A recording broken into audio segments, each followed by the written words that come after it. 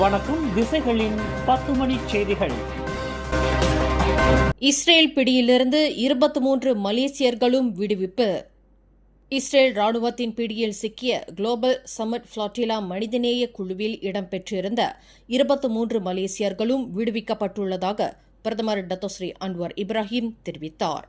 அந்த 23 மலேசியர்களும் இஸ்ரேல் ரெமன் விமான நிலையத்திலிருந்து துருக்கி இஸ்தான்புலை நோக்கி பயணமாகியுள்ளனர்.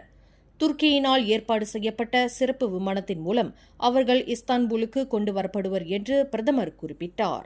பல தரப்பட்ட அரச தந்திர பேச்சுவார்த்தைகள் மற்றும் துருக்கி அதிபர் ரிகெப் தயீப் ஏற்பாடு செய்த உடன்பாட்டிற்கு ஏற்ப சிறப்பு விமானத்தில் 23 பேரும் கொண்டு வரப்படவிருக்கின்றனர்.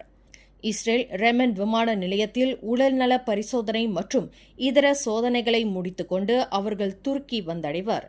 இஸ்ரேல் ராணுவத்தின் அடக்குமுறை மற்றும் அழுத்தம் காரணமாக 23 மலேசியர்களும் மிகுந்த அதிர்ச்சிக்கு ஆளாகியுள்ளனர்.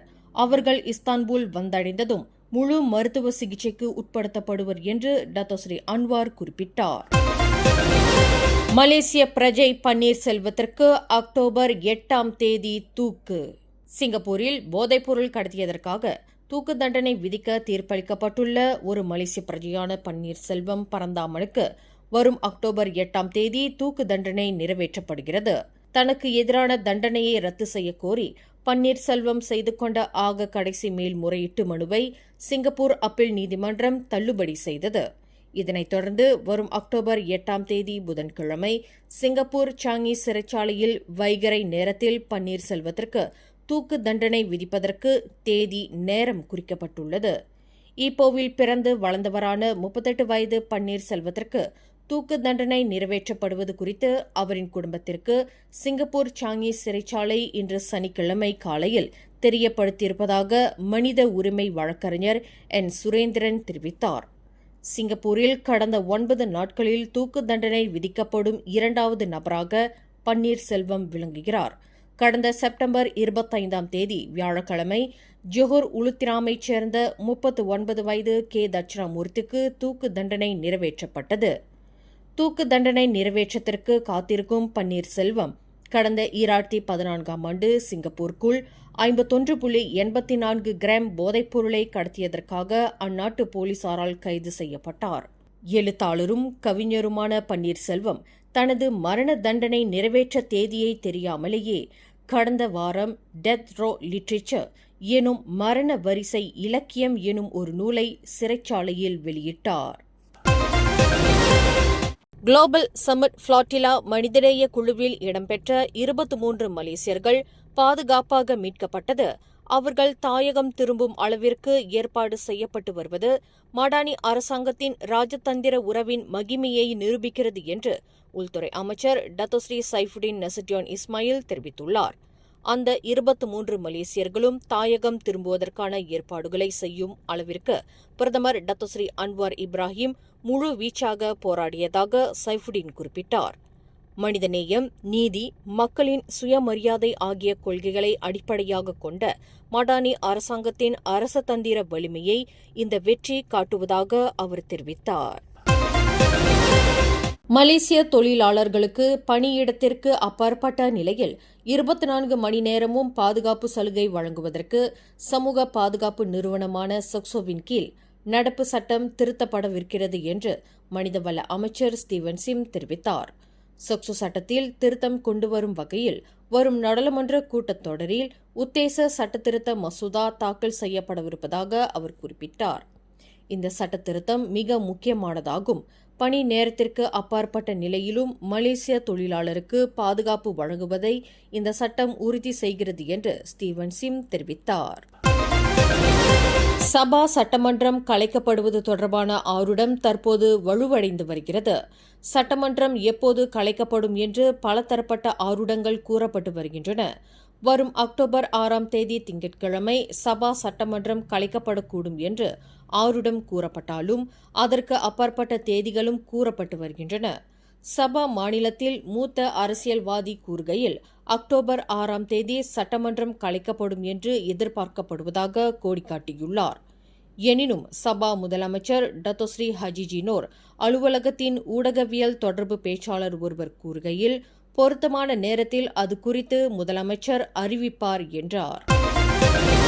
தங்களின் வர்த்தக வளாகங்களில் புடி 95 சலுகை விலையில் பெட்ரோல் விற்பனை திட்டத்தில் எண்ணெய் கொள்முதல் செய்யும் போது புடி 95 கட்டமைப்பு முறையில் இடையூறுகள் ஏற்படுமானால் பெறுநரின் விவரங்களையும் ரசீதையும் பாதுகாக்க கை விரலியக்க மெனுவல் முறையையும் கொண்டிருக்க வேண்டும் என்று எண்ணெய் நிலையங்கள் அறிவுறுத்தப்பட்டுள்ளன.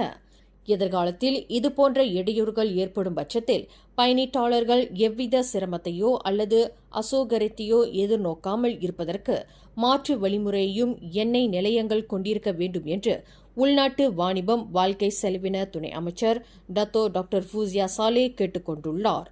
நேற்று வெள்ளிக்கிழமை மதியம் 12:15 மணியளவில் பஹாங் ஜலான் கம்பாங்கில் உள்ள BH பெட்ரோல் நிலையத்தில் புடி 95 கட்டமைப்பு முறையில் இடையூறு ஏற்பட்டதை துணை அமைச்சர் சுட்டிக்காட்டினார்.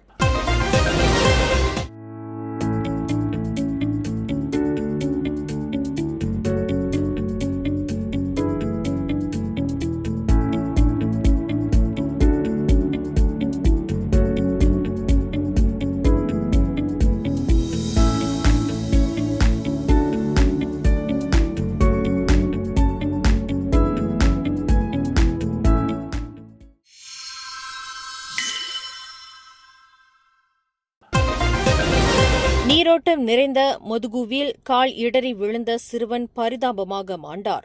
இந்த சம்பவம் இன்று சனிக்கிழமை அலுஸ்டார் முக்கிம் லங்கார் கம்போங் அலர் சத்தோல் என்ற இடத்தில் நிகழ்ந்தது. இன்று காலையில் அந்த நீரோட்டத்தில் 13 வயது சிறுவன் மீன் பிடித்துக் கொண்டிருந்த போது இந்த சம்பவம் நிகழ்ந்ததாக கோத்தாஸ்டார் மாவட்ட போலீஸ் தலைவர் ACP சித்தினோர் சலாவதி சாட் தெரிவித்தார். கடந்த வியாழக்கிழமை நடைபெற்ற ஸ்லாங்கூர் ராஜமுடாவின் அரச திருமண ஊர்வலத்தை கண்டு களிக்கவும் உற்சாகப்படுத்தவும் நேரம் ஒதுக்கி வருகை தந்த அனைத்து மக்களுக்கும் மேன்மை தங்கிய ஸ்லாங்கூர் சுல்தான் ஷரஃபுடின் இட்ரிஷா தமது நன்றியை தெரிவித்துக் கொண்டார்.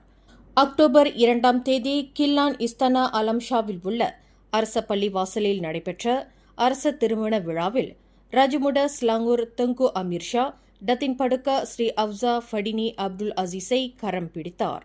பல்வேறு இனங்கள் மற்றும் மக்கள் முதல் முறையாக இதுபோன்ற ஒரு திருமண வைபவத்தை காண வந்திருப்பது தம்மையும் தமது புதல்வரையும் மிகுந்த உற்சாகப்படுத்தியதுடன் நிகழ்ச்சியை ஏற்படுத்தியதாக ஸ்லாங்கூர் அரச முகநூல் பதிவில் சுல்தான் ஷரஃபுடின் இட்ரிஷா குறிப்பிட்டுள்ளார். அரசாங்க ஏஜென்சி ஒன்று சம்பந்தப்பட்ட விருந்து நிகழ்வில் மதுபானம் இருந்ததாக மஸ்ஜித் தானா மாஸ் எர்மியாத்தி சம்சுடின் கூறியுள்ள குற்றச்சாட்டு அடிப்படையற்றது என்று சுற்றுலா கலை பண்பாட்டுத்துறை அமைச்சர் தியோ கிங் சிங் தெரிவித்துள்ளார். அந்த நிகழ்வில் அரசாங்க ஏஜென்சிகள் சம்பந்தப்படவில்லை, மாறாக தொழில்துறையினரும் தனியார் துறையினரும் சம்பந்தப்பட்டு இருந்தனர் என்று தியோ கிங் சிங் விளக்கம் அளித்தார். உணவு வகையும் மதுபானமும் மலேசிய சுற்றுலா ஊக்குவிப்பு வாரியத்தினால் ஏற்படுத்தப்பட்டது அல்ல என்பதையும் அமைச்சர் தெளிவுபடுத்தினார்.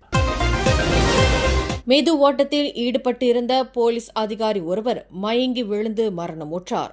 புகேடாமான் போலீஸ் தலைமையகத்தின் உள்நாட்டு பாதுகாப்பு பொது அமைதி இலாகாவைச் சேர்ந்த 50 வயது ACP ஃபரேஸ் அமார் அப்துல்லா என்பவரே மரணமுற்ற போலீஸ் அதிகாரியாவார் என்று அடையாளம் கூறப்பட்டது.